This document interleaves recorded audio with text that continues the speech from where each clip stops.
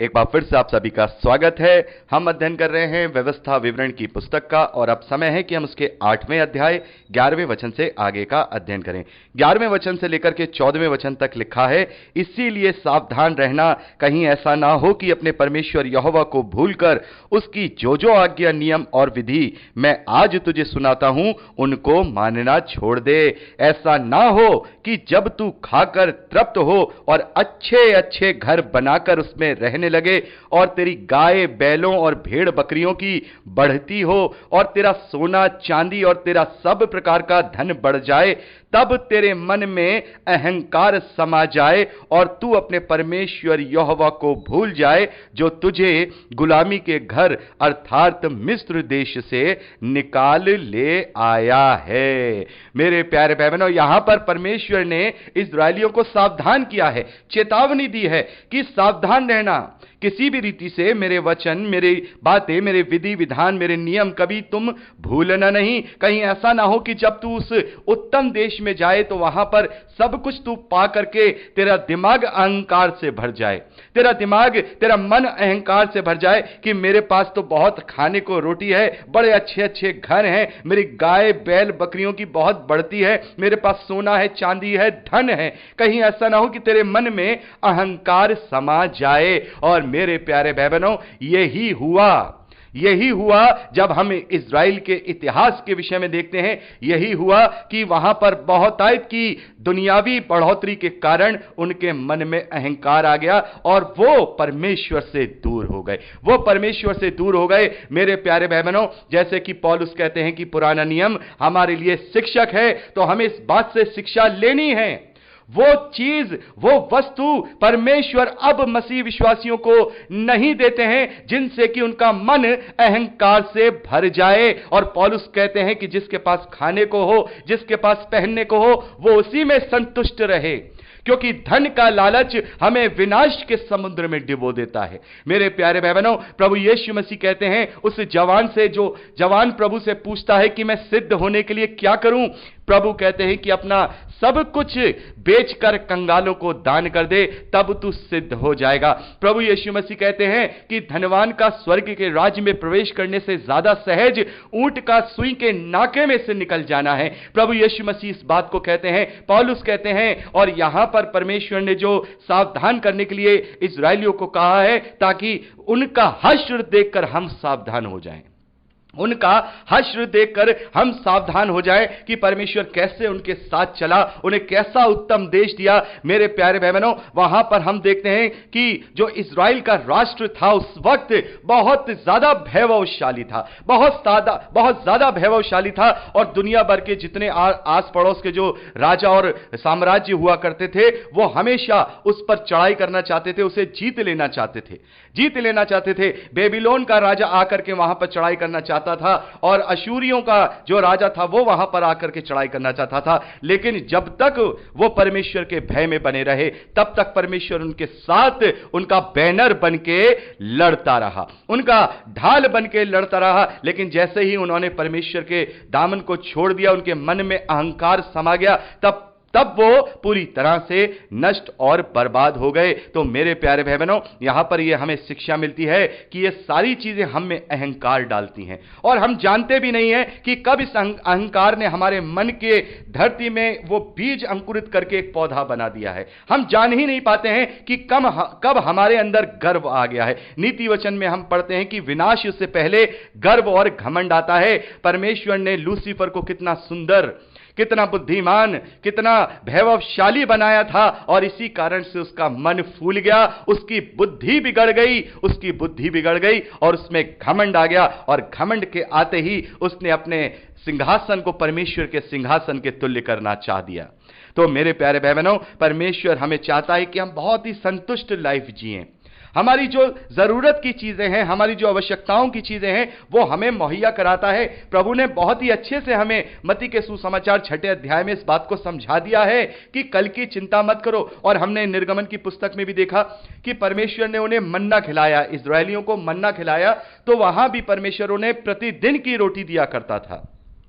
प्रतिदिन का मन्ना वो उन्हें दिया करता था। वो सुबह बटोरते थे, रात भर उसी दिन खाते थे और सुबह के लिए कुछ भी वहां पर नहीं बचता था। अगर वो ज्यादा बटोर लेते थे तो उनमें कीड़े पड़ जाते थे।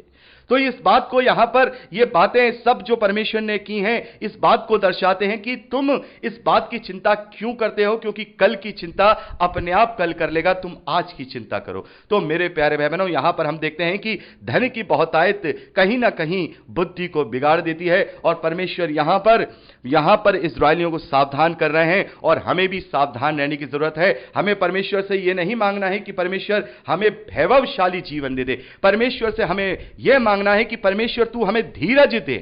परमेश्वर से हमें यह नहीं मांगना है कि परमेश्वर तू हमें स्वस्थ जीवन दे या चंगाई दे। परमेश्वर से हमें यह मांगना है कि जैसा भी जीवन हो उसमें तेरे वचन का आनंद हो, ताकि हम तेरे प्रति तेरे चरणों में अपने धन्यवादी की भेंटों को अर्पित कर सकें।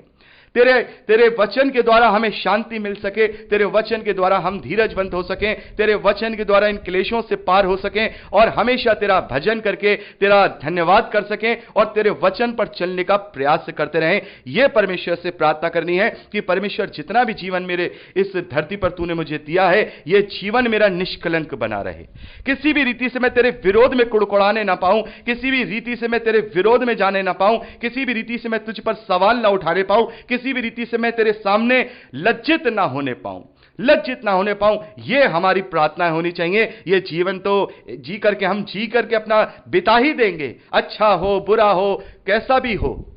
हर इंसान अपना जीवन जी के चला जाता है, चाहे वो बहुत बड़ा राजा ही क्यों ना हो, चाहे वो एक मामूली इंसान ही क्यों ना हो। मामूली कोई नहीं होता। मैं एक आर्थिक स्थिति की बात कर रहा हूं, दुनियावी स्थिति की बात कर रहा हूं। चाहे वो बहुत बड़ा राजा हो, चाहे वो एक सामान्य मामूली इंसान हो जिसकी आय ज्यादा नहीं है, 400-500 रुपए जो रोज कमाता हो, वो भी अपने जीवन को जी के चला ही जाता है। उसने भी अपना जीवन पूरा ही करना है, उसने भी अपना जीवन पूरा करना है जिसने वैभवशाली जीवन को पूरा किया है। लेकिन यही जीवन हमारा आधार बनेगा। अभी हमने इसी बात को पढ़ा है कि वो 40 वर्ष जंगल के आधार बने कि कौन कौन उस प्रतिज्ञा के देश में जाएगा, वो आधार बने और यही जीवन हमारा आधार बनेगा। और उसी तरीके से हमारा अनुग्रह के साथ न्याय भी किया जाएगा कि हमारे जीवन में कैसी परिस्थिति थी। तो मेरे प्यारे भाई बहनों, यदि हमारे पास बहुत धन है तो हमें बहुत खुश होने की जरूरत नहीं है। हो सकता है कि अभी हम स्वर्ग के राज्य से विहीन हो गए हों, हमारे अंदर अहंकार आ गया हो और हम उद्धार से वंचित हों। हो सकता है हम बहुत ही दरिद्रता में, बहुत ही परेशानियों में, क्लेश में जा रहे हैं, लेकिन इस बात का हमारे जीवन में आनंद है कि हमारे जीवन का जो न्याय किया जाएगा उसी परिस्थितियों और अनुग्रह के साथ किया जाएगा।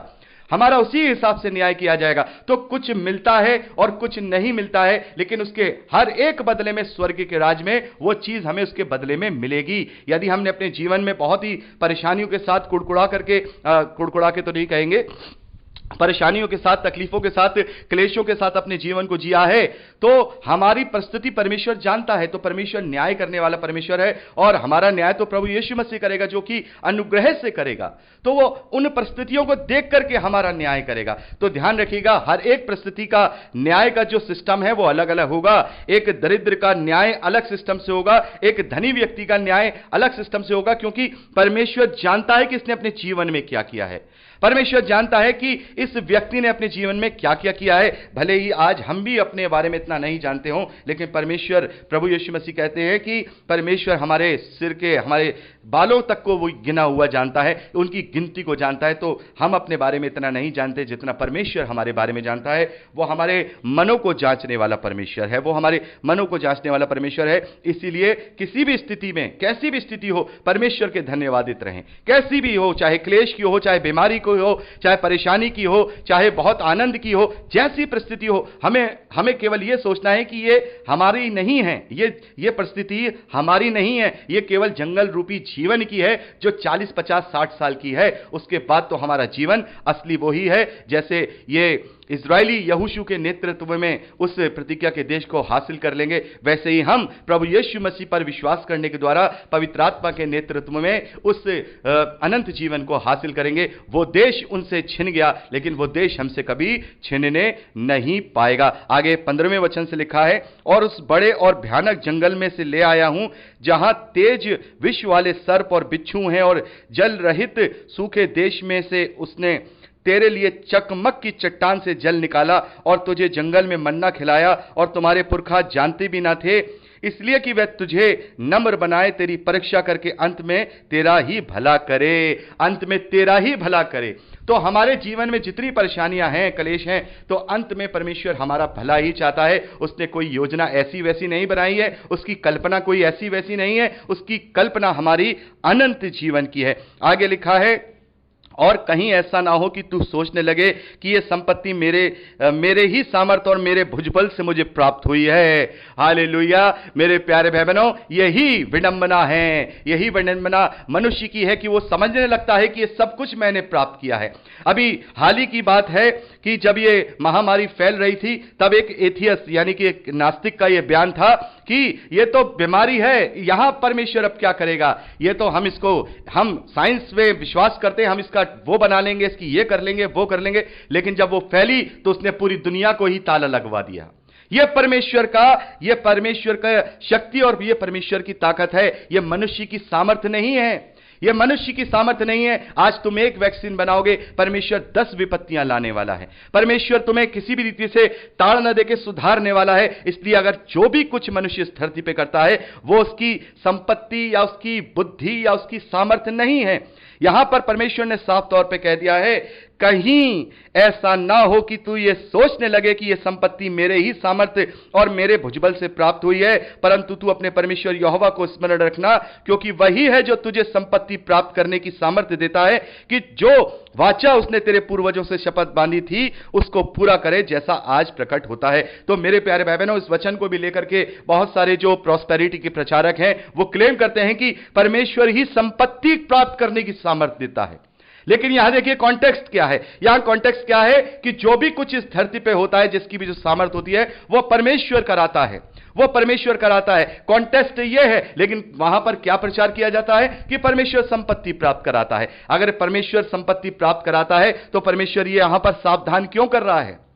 क्योंकि यहां पर ये सारी बातें हमारे लिए शिक्षा हैं। हर वचन को कॉन्टेक्स्ट के साथ लेना है, हर वचन को संदर्भ के साथ लेना है। अब जब हम पूरा पढ़ते आ रहे हैं तो ये वचन हमें समझ में आ रहा है कि यहां पर परमेश्वर क्या बात कर रहा है। लेकिन केवल ये 18वां वचन कलीसियाओं में प्रचार किया जाए। देखिए, परमेश्वर कह रहा है कि वो तुझे संपत्ति प्राप्त करने की सामर्थ्य देता है, सामर्थ्य देता है। तो इसी से बड़े खुश हो जाते हैं। अच्छा, परमेश्वर हमें संपत्ति देता है, आशीष देता है, कार देता है, बंगला देता है। निस्संदेह वो सारी आवश्यकताओं को वो हमें दे सकता है, लेकिन वो हमारी उस योजना के तहत कार्य करता है जो हमारे लाभ की हैं, जो हमारी हानि की नहीं है। तो मेरे प्यारे भाई बहनों, इसी प्रकार से हमें ये सारी बातें अपने जीवन में लेनी है। बहुत ही यहां ये जो 8वां अध्याय हम पढ़ रहे हैं, हम अपने जीवन में बहुत कुछ सीख सकते हैं, बहुत कुछ सीख सकते हैं और इनसे सीख करके अपने आप को परमेश्वर के ग्रहण योग्य बना सकते हैं। आगे लिखा है, यदि तू अपने परमेश्वर यहोवा को भूलकर दूसरे देवताओं के पीछे ही हो लेगा और उनकी उपासना और उनको दंडवत करेगा, तो आज मैं तुमको चिता देता हूं, सावधान कर देता हूं, चेतावनी देता हूं कि तुम निसंदेह नष्ट हो जाओगे। जिन जातियों को यहोवा तुम्हारे सम्मुख से नष्ट करने पर है, उन्हीं के समान तुम भी अपने परमेश्वर यहोवा के वचन को ना मानने के कारण नष्ट हो जाओगे। तो मेरे प्यारे भाई बहनों, इसी प्रकार से हम देखते हैं कि इजरायली भी परमेश्वर के इस वचन के अनुसार नष्ट हो गए, क्योंकि हम अभी आगे सब पढ़ेंगे, हर एक राजा के विषय में पढ़ेंगे। ये सब हमारे लिए शिक्षा के लिए हैं। हम हर एक राजाओं के हालात पढ़ेंगे कि कौन सा राजा कैसा था, किस राजा ने परमेश्वर के विरोध में कार्य किया, कैसे इजरायली परमेश्वर के विरोध में हो गए, कैसे परमेश्वर ने समय समय पर हर एक समय पर अपने भविष्यवक्ता दास को भेजा है, कैसे इजरायलियों को संभालने के लिए उसने हर एक समय में, हर एक राजा के समय में भविष्यवक्ता दास को भेजा है। ये सारी बातें देखेंगे। लेकिन अंततः जो इजरायली थे वो पूरी तरह से नष्ट हो गए, क्योंकि उन्होंने वही कार्य किया जिसके लिए परमेश्वर ने उन्हें इस पवित्र शास्त्र में उन्हें चेता दिया था, सावधान कर दिया था। तो मेरे प्यारे भाई बहनों, ये 8वां अध्याय बहुत ही हमारे लिए प्रेरणा का स्रोत है और हम इसे बार बार पढ़ें, और बार बार पढ़ेंगे तो बार बार हमें नई नई बातें पवित्र आत्मा के द्वारा जरूर रिवील होंगी। और इस अध्याय को अगर आप कहीं प्रचार करते हैं या कहीं किसी के बीच में बैठते हैं तो जो प्रॉस्पेरिटी की बातें करते हैं, तो ये अध्याय लेकर के उन्हें जरूर पढ़ करके जो है हम बता सकते हैं, समझा सकते हैं कि परमेश्वर की योजना हमारे जीवन में क्या है और परमेश्वर हमसे क्या चाहता है। ये प्रॉस्पेरिटी, ये चंगाई, ये सारी चीजें सेकेंडरी हैं। हाँ, यीशु के नाम में सब कुछ संभव है, लेकिन ये सब सेकेंडरी है, ये हमारे लिए प्राइमरी नहीं है। तो प्रभु आप सबको बहुत आयत की आशीष दे, अपने वचन में प्रबल करे, यीशु के सामर्थी नाम में आमीन। Praise the Lord. जय मसीह की।